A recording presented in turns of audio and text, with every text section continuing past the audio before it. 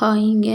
இன்றைக்கி மார்க்கெட்லேயே ரொம்ப ஃபேமஸாக இருக்கக்கூடிய மஞ்சுஸ்தா சோப் இது எப்படி பண்ணுறது அப்படிங்கிறத பற்றி ஒரு வீடியோவாக பார்ப்போம். இந்த வீடியோவை கடைசி வரைக்கும் பாருங்கள்.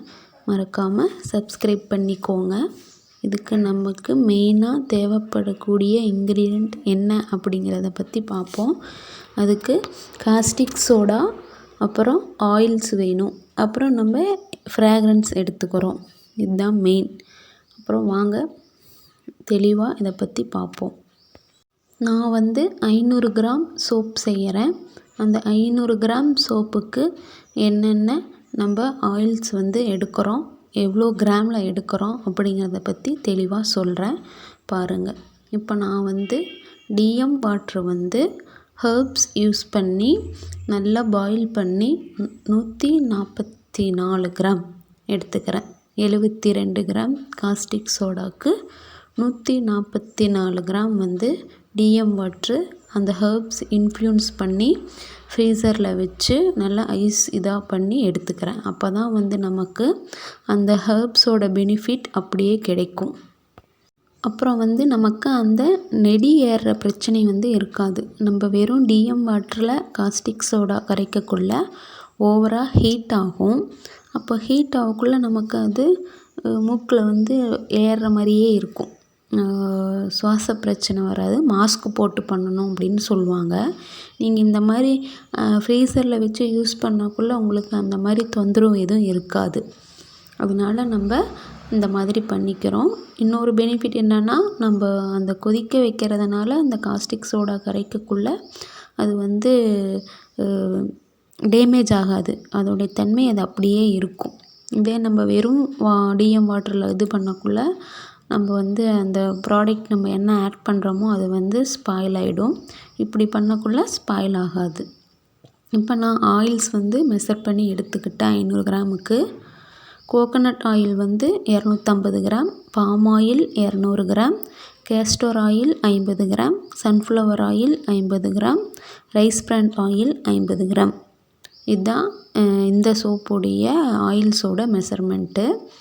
காஸ்டிக் சோடாவும் இந்த ஆயில்ஸோட இதில் தான் நம்ம எடுத்திருக்கோம். இந்த ஒவ்வொரு ஆயில்ஸுக்கும் ஒரு சேப் வேல்யூ இருக்கும். அதை வச்சு கால்குலேட் பண்ணி தான் இதோடைய காஸ்டிக் சோடா எடுத்திருக்கேன்.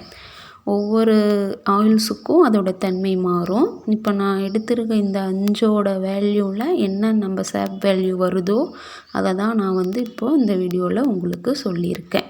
இதே ஆயில்ஸ் ஈஸியாக மார்க்கெட்டில் கிடைக்கும். இதை வச்சு நீங்கள் வீட்டில் செஞ்சு பாருங்கள். இப்போ நான் அந்த 5 ஆயில்ஸையும் ஒன்றோட ஒன்று நல்லா நல்லா பிளெண்ட் பண்ணி எடுத்துக்கணும். மினி பிளெண்டர் வச்சு நம்ம அதை ஃபுல்லாக ஒன்றோட ஒன்று சேர்த்து மிக்ஸ் பண்ணிக்கிறோம். அதுக்கப்புறமா நம்ம கோகோனட் ஆயில் நான் ஹெர்ப்ஸ் யூஸ் பண்ணி ஒரு மிதமான சூட்டில் வச்சு நம்ம எடுத்துக்கிறோம். அப்போ இன்னும் பெனிஃபிட் கிடைக்கும். நம்ம ஆயில்ஸ்லேயும் அந்த ஹெர்ப்ஸ் யூஸ் பண்ணுறோம், தண்ணிலையும் அந்த ஹெர்ப்ஸ் யூஸ் பண்ணுறோம், பவுடர் ஃபார்ம்லேயும் ஹெர்ப்ஸ் யூஸ் பண்ணக்குள்ள நம்ம அந்த சோப்புக்கு உண்டான பெனிஃபிட் ஃபுல்லாக அதில் இருக்கும். வெறும் பவுட்ரு மட்டுமே யூஸ் பண்ணிங்கன்னா அதில் ஒரு 20% தான் இருக்கும். இந்த மாதிரி ஆயில்ஸ்லேயும் தண்ணியிலையும் நம்ம அந்த மிக்ஸ் பண்ணியிருக்குள்ள 100% நமக்கு அதோடைய பெனிஃபிட் அப்படியே கிடைக்கும். அதனால் நான் 3 விதமாக எடுத்திருக்கேன். தேங்காய் எண்ணெயில் மிதமான சூட்டில் நம்ம ஒரு 10 கிராம் அளவுக்கு போட்டு எடுத்து வச்சுக்கணும். அதே மாதிரி தண்ணியிலையும் 10 கிராம் அளவுக்கு போட்டு கொதிக்க வச்சு அந்த தண்ணியை எடுத்துக்கணும். பவுடர் ஃபார்ம்லேயும் 10 கிராம் நம்ம ஆட் பண்ணிக்கிறோம். நான் சொல்கிறது 500 கிராமுக்கு. இப்போ இதெல்லாம் கலந்த வாட்டி நம்ம எசென்சியல் ஆயில் வேணாலும் யூஸ் பண்ணிக்கலாம், ஃப்ராக்ரன்ஸும் யூஸ் பண்ணிக்கலாம். நமக்கு சோப்புனாவே கொஞ்சம் ஸ்மெல் இருந்தால் நல்லாயிருக்கும் அப்படின்னு தோன்றவங்க உங்களுக்கு என்ன ஃப்ராக்ரன்ஸ் பிடிக்குமோ அதை யூஸ் பண்ணிக்கலாம். இதெல்லாம் போட்டு நல்லா மிக்ஸ் பண்ணிங்கன்னா ஒரு தோசை மாவு பதத்துக்கு வரும். அந்த மாதிரி வந்த வாட்டி நம்ம அதை மோல்டில் ஊற்றி ஒரு நாள் ஃபுல்லாக ஃப்ரீயாக விட்டுருங்க. ஒரு நாளைக்கு அப்புறம் நீங்கள் அதை எடுத்தீங்க அப்படின்னா நமக்கு அது ஒரு சோப் பாராக நமக்கு கிடைக்கும். அதை நம்ம உடனே யூஸ் பண்ணக்கூடாது. அதில் நம்ம காஸ்டிக் சோடா அப்படிங்கிறது ஒன்று ஆட் பண்ணியிருக்கோம். அது எதுக்குன்னா அந்த கெட்டி ஃபார்மாக வர்றதுக்காக மட்டுமே. அதோட தன்மை அதை இழக்கிறதுக்கு நம்ம அதுக்கு டைம் கொடுக்கணும். அதுக்கு எவ்வளோ மணி நேரம் நம்ம கொடுக்கணும் அப்படின்னா 24 மணி நேரம் போதும். அதுக்கப்புறம் நமக்கு அது அன்மோல்டு ஆயிரும். அந்த அன்மோல்டு ஆனதை 42 நாள் 43 நாள் நம்ம க்யூரிங் பீரியடுன்னு விடுவோம். அப்படி விடக்குள்ள அது நமக்கு ஃபுல்லாக நேச்சுரலாக மாறும். அந்த நேச்சுரலாக மாறின அந்த சோப்பை வந்து பிஹெச் டெஸ்ட் பண்ணி நம்ம யூஸ் பண்ணக்குள்ள நம்ம ஸ்கின்னுக்கு நல்ல ஒரு பெனிஃபிட் கொடுக்கக்கூடிய சோப்பாக அது மாறும். இது குழந்தையிலேருந்து பெரியவங்க வரைக்கும் எல்லாம் யூஸ் பண்ணலாம். 3 வயசுக்கு மேலே இருக்க குழந்தைங்கலேருந்து எல்லாருமே யூஸ் பண்ணலாம். இதை நீங்கள் வீட்லேயே எப்படி செஞ்சு கற்றுக்கிறது அப்படிங்கிறத பார்த்து கற்றுக்கிட்டு உங்களுக்கு பிடிச்ச ஃப்ளேவரில் உங்களுக்கு பிடிச்ச மாதிரி நீங்கள் செஞ்சு பாருங்கள். இப்போ நான் இதை 24 மணி நேரம் கழித்து இதை அன்மோல்டு பண்ணுறேன். பாருங்கள் எனக்கு எப்படி வந்திருக்கு அப்படின்னு. இதை வந்து உடனே யூஸ் பண்ண முடியாது. இதுக்கு உண்டான அந்த க்யூரிங் பீரியட் டைம் விட்டதுக்கப்புறம் நம்ம இதை யூஸ் பண்ணிக்கலாம்.